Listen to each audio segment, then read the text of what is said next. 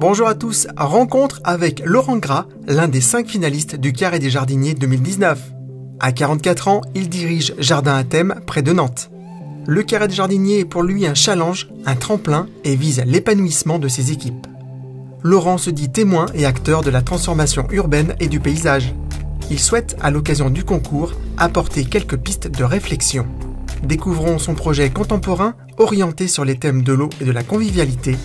Nom de ce projet, le renouvellement urbain devient durable.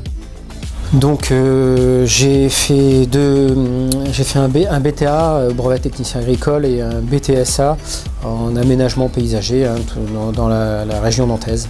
Pourquoi est-ce que je suis devenu paysagiste? Effectivement, c'est un métier qui m'a attiré depuis toujours, le métier du bois également. Non seulement j'aimais, mais j'étais toujours à l'extérieur et puis toujours à bricoler, donc finalement ça s'est fait assez naturellement.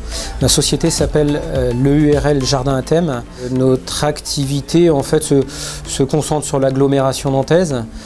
C'est quand même la 7e ville de France, donc il y a de quoi faire, on est nombreux, il y a une grosse concurrence, mais il y a énormément de travail, une région dynamique, et on va à l'occasion sur la côte atlantique, la Baule, Vannes, voire la Vendée, où on suit nos clients qui ont des maisons secondaires. On est spécialisé dans la création de jardins, on fait beaucoup de terrasses bois, des terrasses pierre, de la maçonnerie, voilà, les équipes font tout, terrassement, électricité, arrosage. Donc pour le concours du Carré des Jardiniers 2019, mon jardin s'appelle « Le renouvellement urbain devient durable ». Alors notre jardin, on est orienté sur le thème de l'eau, sur le renouvellement urbain. Donc on a travaillé effectivement le renouvellement urbain même dans les nouveaux quartiers. Les nouveaux quartiers ont ce rôle aussi de place de village, on y travaille, on y vit, on y circule. On est sur en plus une réalisation qui se veut durable. Enfin, on donne quelques pistes, notamment les bassins qui sont alimentés par les eaux pluviales. On va avoir des sols drainants, on va avoir pas mal une grosse présence du végétal et des structures ombrières pour effectivement rafraîchir.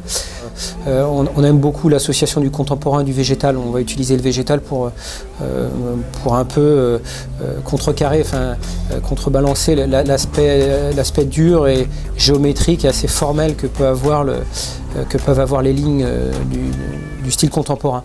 Donc on vient apporter un peu de douceur avec les plantes. On va retrouver aussi donc pas mal de matériaux, donc le béton, le bois, le métal sous différentes formes. Moi j'aime beaucoup l'aspect monolithique du béton, caillebotis, donc des structures assez où le regard va traverser la structure. On va avoir donc des structures aussi métalliques, un peu un principe d'ombrière.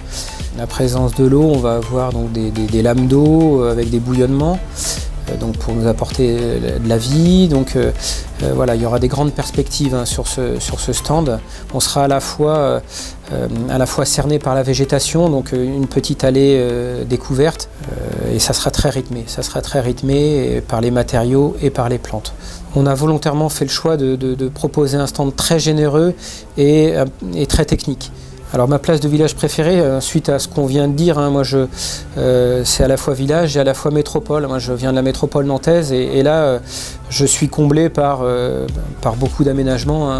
C'est une ville qui est en pleine mutation. Et puis un petit village qui s'appelle Sucé-sur-Erne, où j'ai habité étant jeune, en étant enfant, et où il y avait un port et une scène qu'on retrouvera d'ailleurs sur notre jardin expo. Une scène où s'y déroulent d'ailleurs toujours des manifestations culturelles. Et là vraiment ça me parlait, donc ça me tenait à cœur, vu qu'on travaille à Léo, de retrouver un peu ce principe de scène.